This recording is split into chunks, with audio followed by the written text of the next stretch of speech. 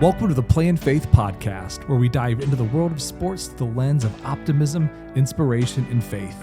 We're on a mission to infuse youth sports culture with positivity and joy while building the largest network of college Christian athlete mentors in the world.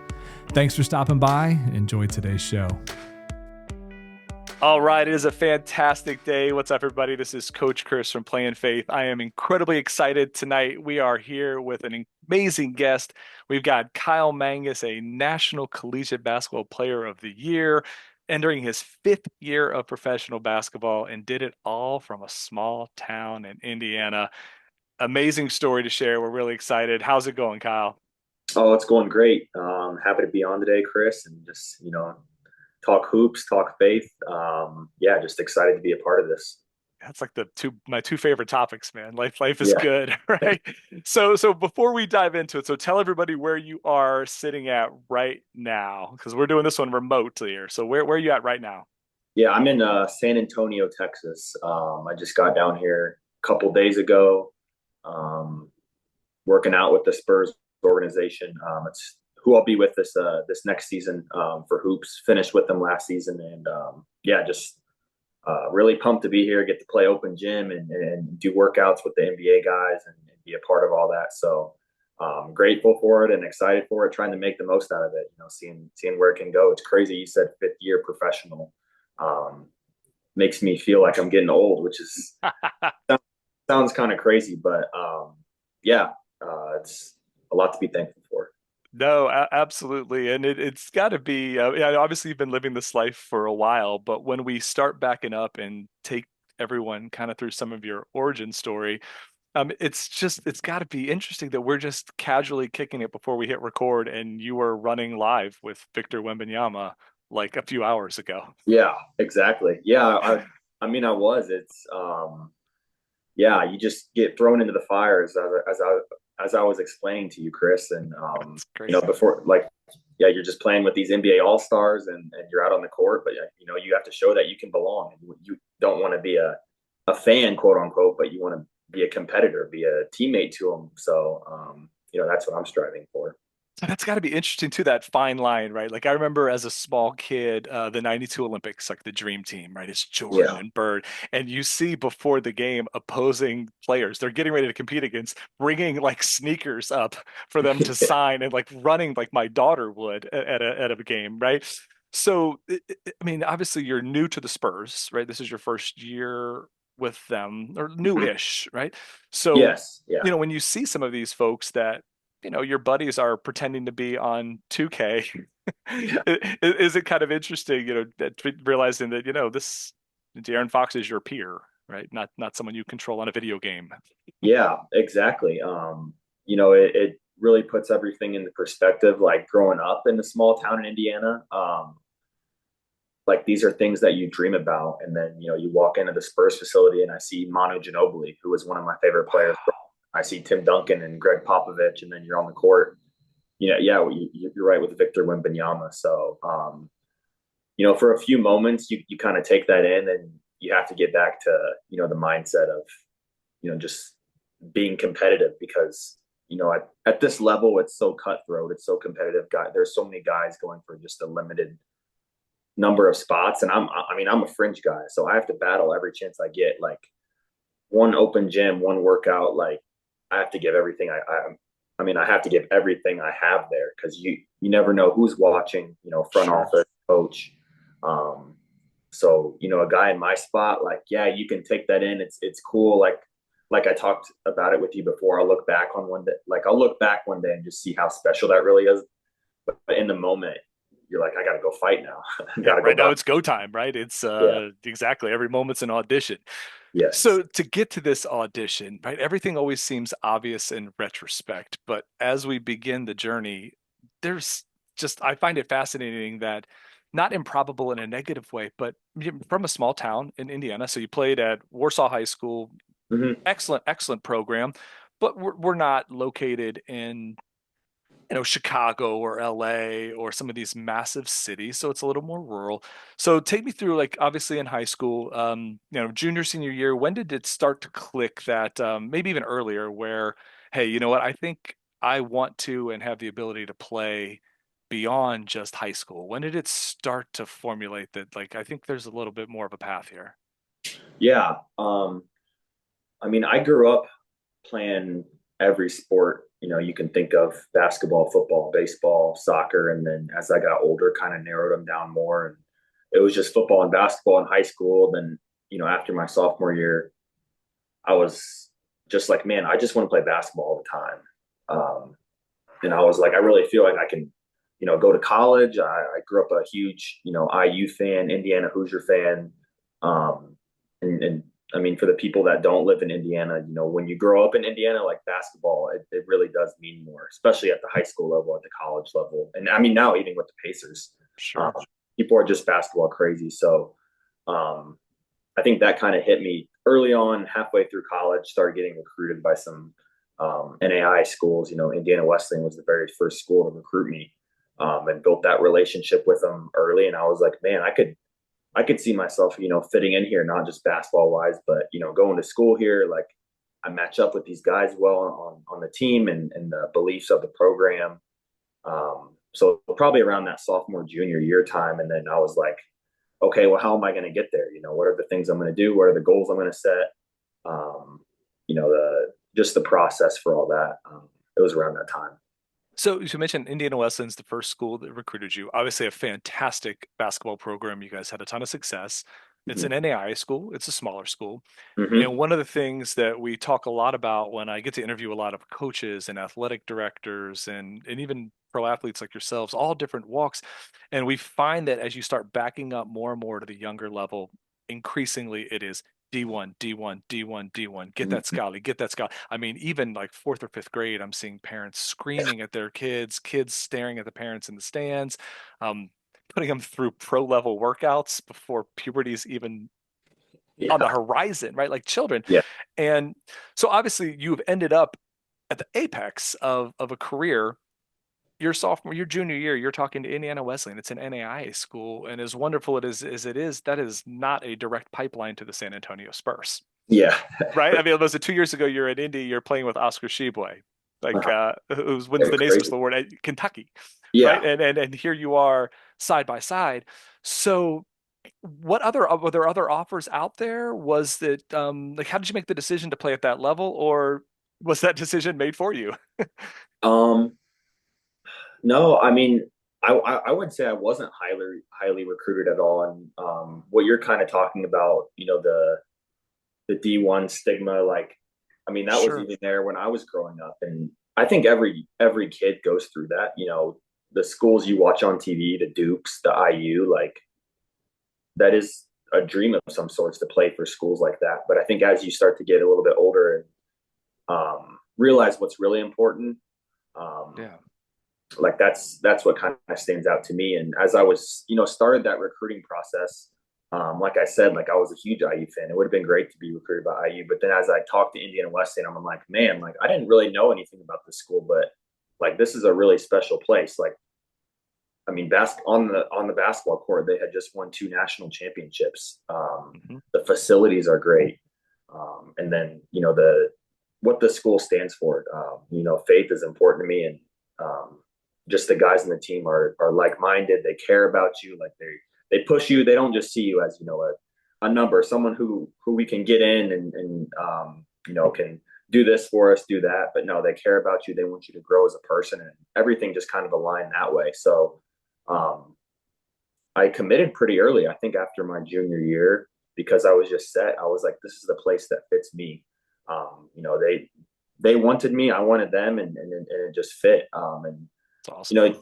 I think it gave me a little bit of a chip on my shoulder that I was under recruited, and I think that's Yeah. okay for athletes to have. But I mean, if a Division 1 school is the right fit for you, by all means, like, go for it. But if a Indiana Wesleyan, if a Division 3, if a JUCO school, if that's the best fit for you, that's okay too. Like, there's so many routes and avenues now in basketball and other sports to get to where you want to go.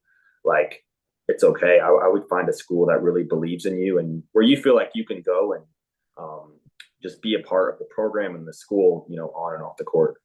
So I love it. I think that's just so important for families to hear, parents to hear, young athletes to hear, that it's about finding the right fit, a place where you want to be both on and off the court.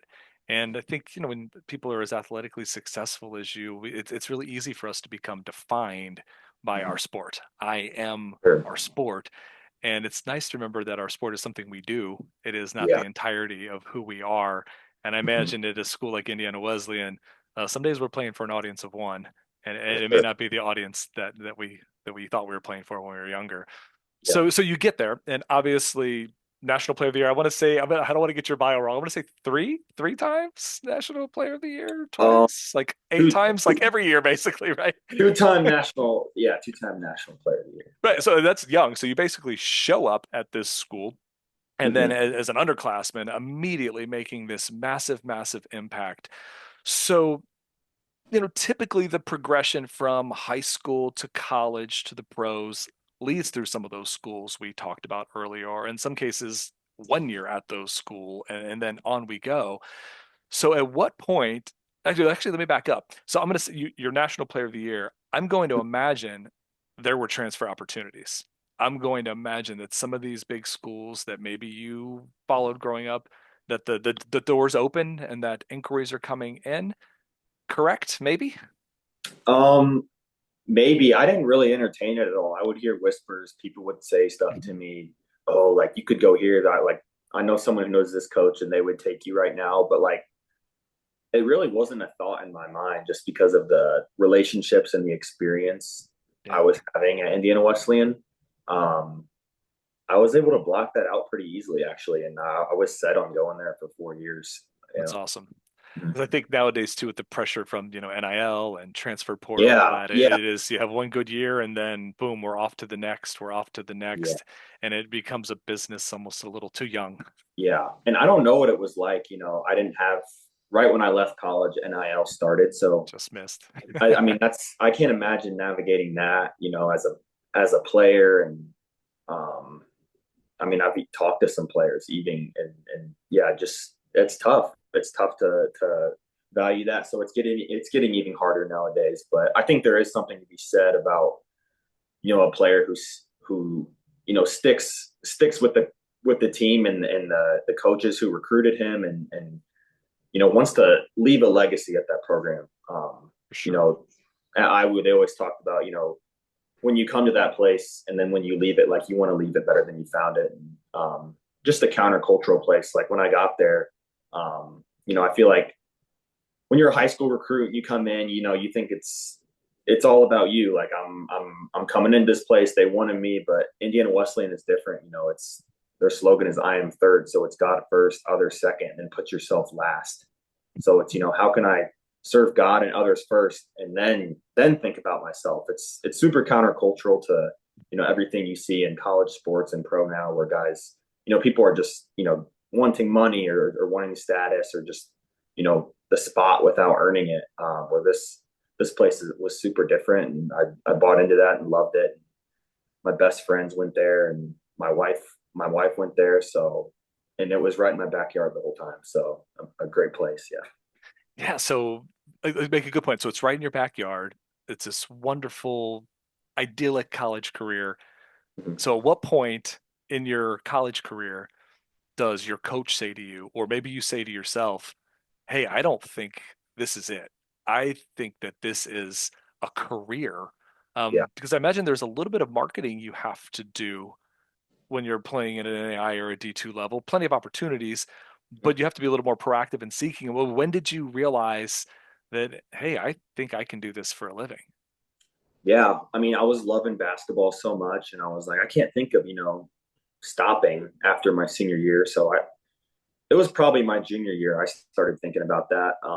And I didn't really know any pro basketball players at the time. I didn't know what anything about the industry, the pro basketball world, but I was like, man, I think I would just like to keep playing, see where it could take me, whether it's, overseas, here in the States, like whatever I could get. And then throughout my senior year, some agents approached me, and um, set up some meetings with them after the season, and ended up with a guy right in Fort Wayne, who's it's awesome. I can see him in person. A lot of players never see their agents in person. It's usually over the phone, and have been with them ever since and has helped me. And so that's, yeah, probably my junior year in college, not to get too far down the road with that, but yeah, junior year in college. Nice. So you graduate and your agent calls you up and says, "Kyle, I've got great news for you. You're going to play professional basketball." Like, that Mhm. is amazing. I can't wait. Where am I going? And he Yeah. says the Czech Republic, right? Yeah.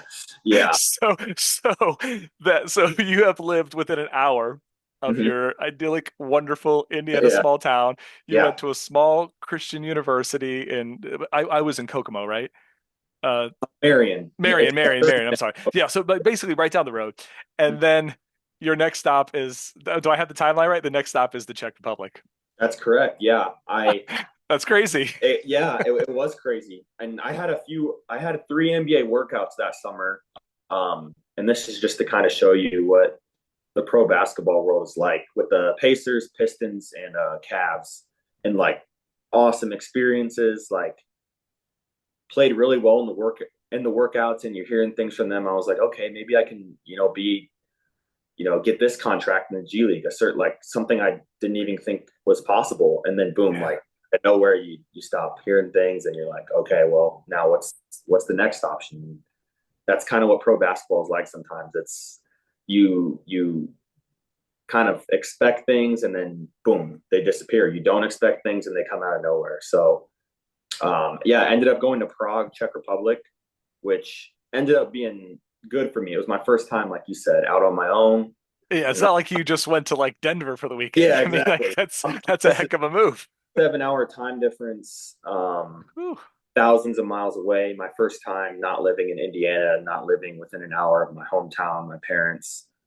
So, I mean, it got me out of my comfort zone right away, which is something I think I needed as a person.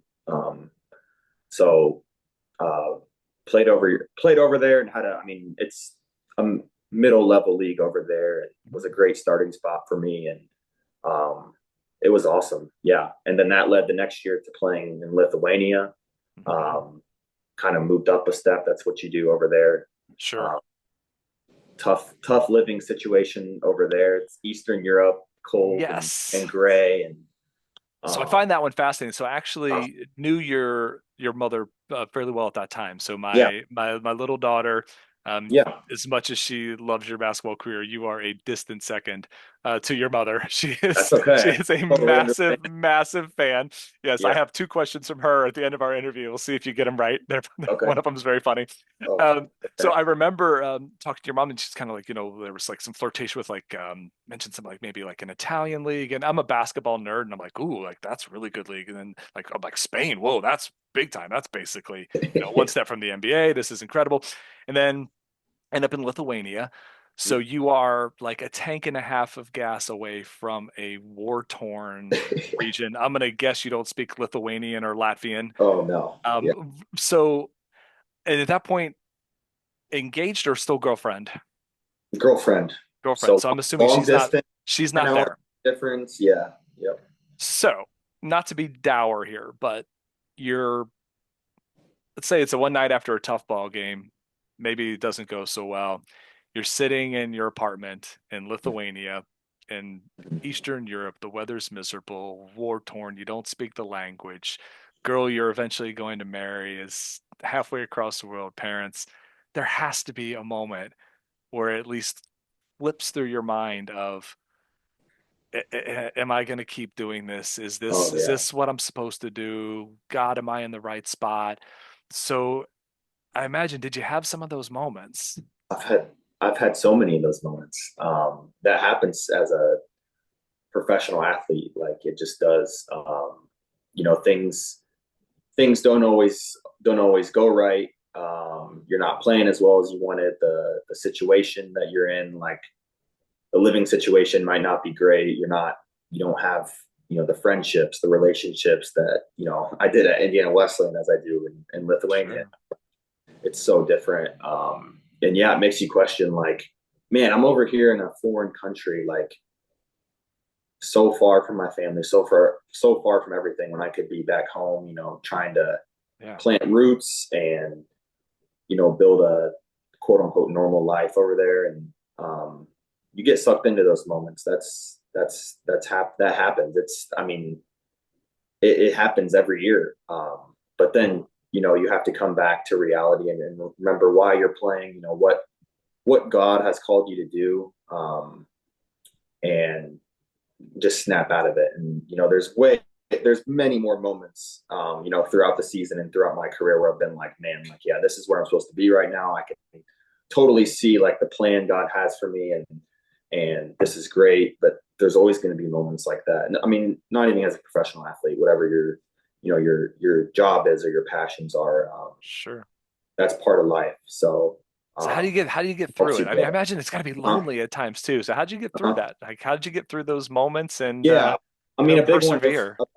yeah, I mean, a big one is just is this the support system. I mean, I had, yeah, my wife, she was my girlfriend then, Karen, at the time. Like, you're doing FaceTime dates, being creative with that. Like, you your identity can't all be in basketball.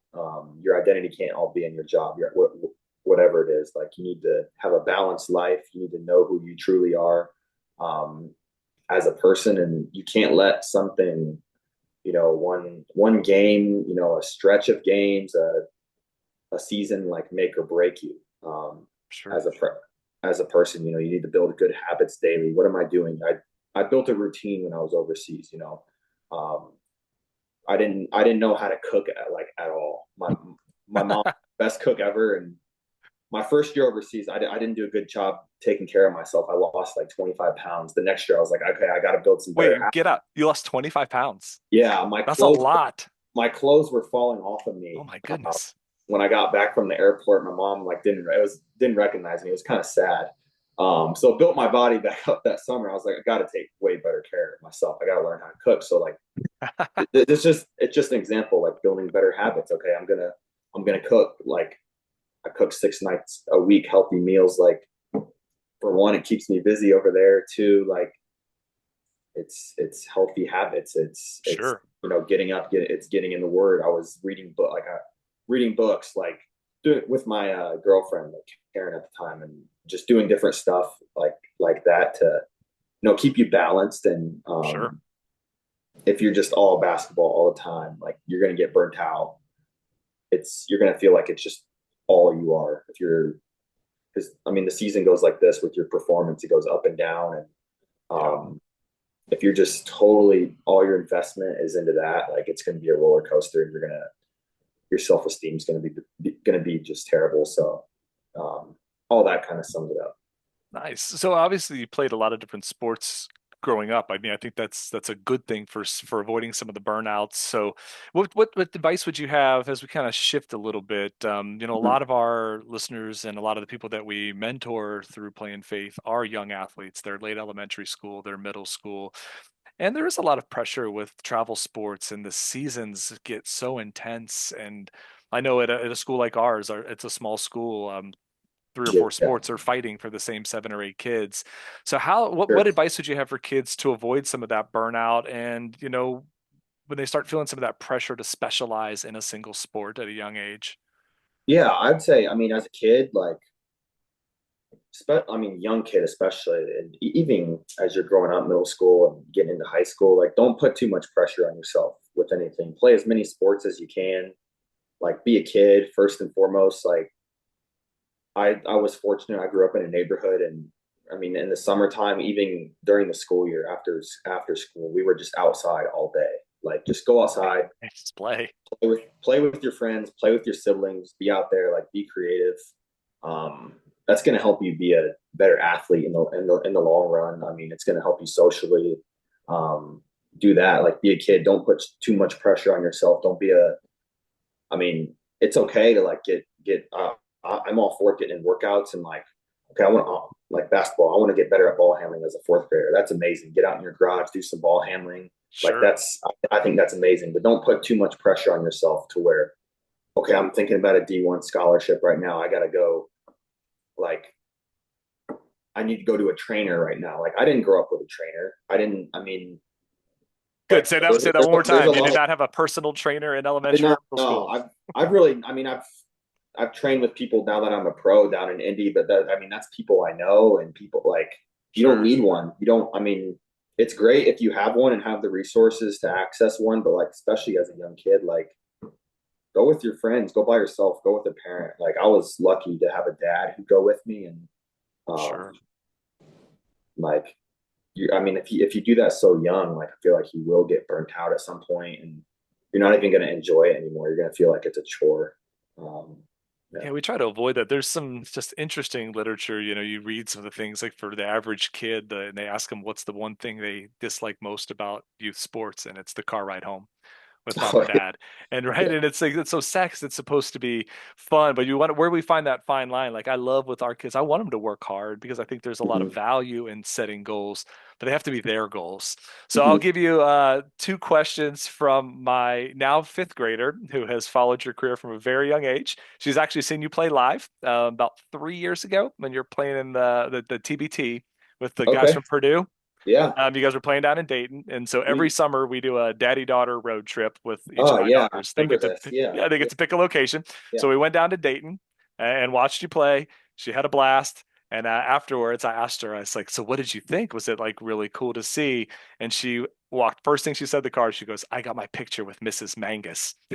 Yeah. So That's your awesome. mom found us in the crowd, and Yeah. she took a picture with her, and That's that absolutely cool. made her day. But Yeah. now she's a little older. She's starting to play like she plays like OPS Elite and's getting into it.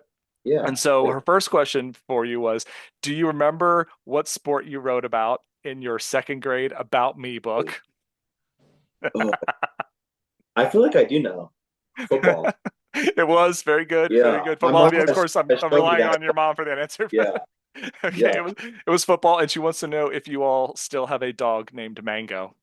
We do. All Mango, right. yeah, he's doing great. He's 11, still running around the yard doing well. Yeah, family dog and family nickname. Those are her two most important questions. Her Yeah, last question for you good is, question. so as she starts getting into middle school or even high school, um, just what were some of your kind of workouts like? Like, what were some things that you were doing on your own to work out, or did it start being that at a little later age? Like, at what point were you like, okay, I'm putting in an hour workout, and like, what kind of things were you doing and how often?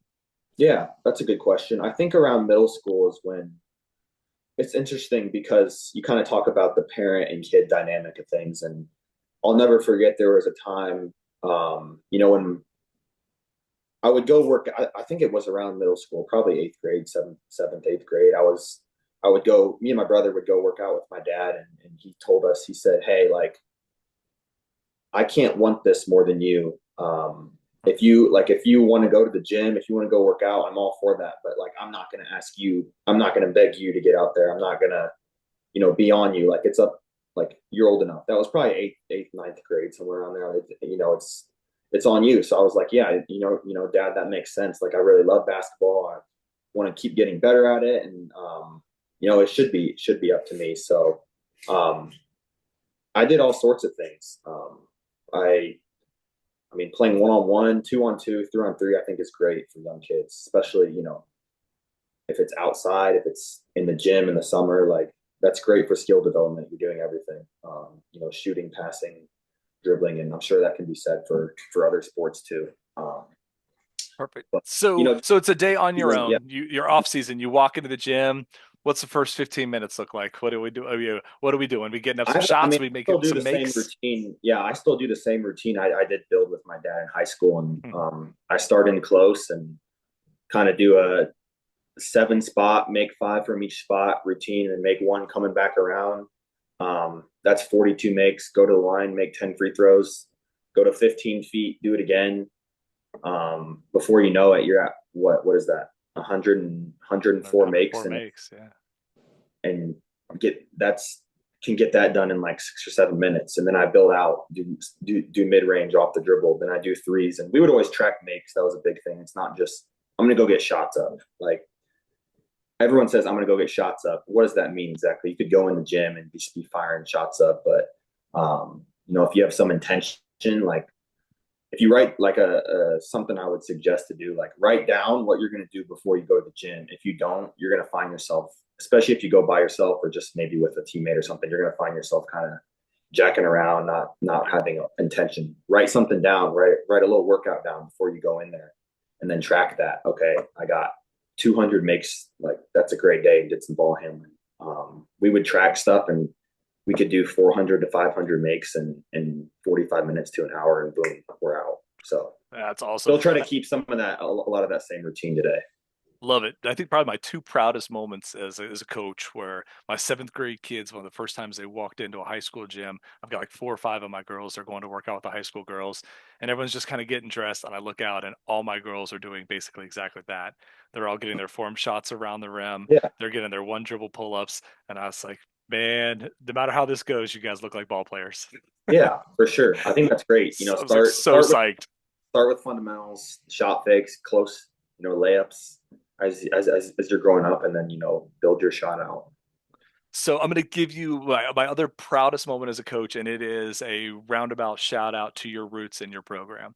So last year, my girls, I know where most of them stand. A lot of them are in youth group together, and I'm at a public school, but I know all my girls are Christians, and they wanted to pray before the game, and I thought that was absolutely fantastic. I was like, yeah, no problem.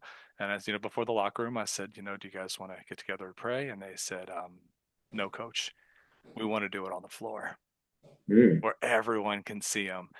And I thought, man, that is amazing. And I think where that idea might have generated from, I don't know if you follow your alma mater, Warsaw. It was the big sectional championship game last year. It was them in Northridge. Really Uh-huh. tense game. I think it was a 1 point game in overtime. And for a lot of these kids, it's career over, right? Yeah, Heartbreak, career over. And within 2 seconds after their careers end, you see all those dudes, not just Warsaw, not just yeah, Northridge, mixed up, arm in arm, locked in, praying right around center court. I did And see I that. Yeah. and I think it's one of those moments where you just look around and you're like, man, I love sports, but I think this is a vehicle to do something a whole lot more important and a Hmm. whole lot bigger. And it was just a really cool moment locally, and that's the program you come from, man. Yeah, absolutely. Yeah, I do remember seeing that, and I think it's great. One of my like I get, I mean, I can remember doing things like that at Indiana Wesleyan, and I think it's becoming more common now that athletes are able and willing to share their faith, whether it's in a press conference or on the court. No matter what level you're at, you can do it. And, always remember that people in the stands are watching you and how you carry yourself and how you treat your teammates and the language you use. In the locker room for your other teammates. And as Christians, like we are called to a high standard with the way we do talk and treat each other and act and pray and whether the game goes great for you, whether it's a win or loss, like we still want to act in that way. So whether you're a pro or playing second grade basketball, that's something we can all remember. It's simple but so effective.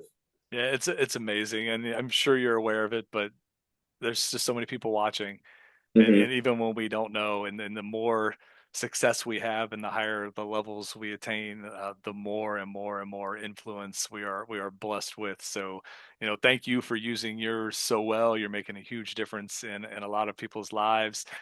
They're watching, they're watching with pride. And so one last parting question. I've kept you longer than I mean to. Every one of my No, this episodes is i great. i, Yeah. I talk to you for 20 hours. So obviously a goal driven guy. Hmm. So when this whole basketball playing portion comes to a close, Hmm. what do you want people to say about Kyle Mangas? Yeah, I mean, it would be great, to say like, man, he made the NBA, man, he did this, but um, overall, I would be really happy and would be, yeah, ecstatic. People just said, he was a humble guy who cared about others, who made time for people who served his teammates well, um, you know, was just easy to talk to. And yeah, like proud of his roots and where he came from, which I am. And yeah, I think all those things would make me joyful. They already do. So that's what I would say. Love it. Well, I will tell you that people are already saying those things, and I hope that the very first line item comes true as well, that we can say Yeah. NBA player Kyle Mangas. Well, thank you so much for your time. It was an absolute delight to have you on here. We're going to be following your career. We're going to be praying for you. And then I am local back in Kyle's hometown, so I will tell you that we are all following your career with a ton of pride, not just what you do on the court, but who you are. So thank you so much for being here, and absolute pleasure, Kyle. I appreciate it. Yeah, thanks for having me on, Chris. It was a great combo. Yeah, thank you. Thanks for tuning in to the Play in Faith podcast. If you love what you heard, please take a moment to rate our show and share it with your friends and fellow athletes. Together, we can spread the joy and positivity that youth sports deserves. And be sure to visit playinfaith.com for more fantastic resources. We're on a mission to build a vibrant community of Christian athlete mentors that are not just a voice your athlete will listen to, but one they should. Until next time, keep playing in faith.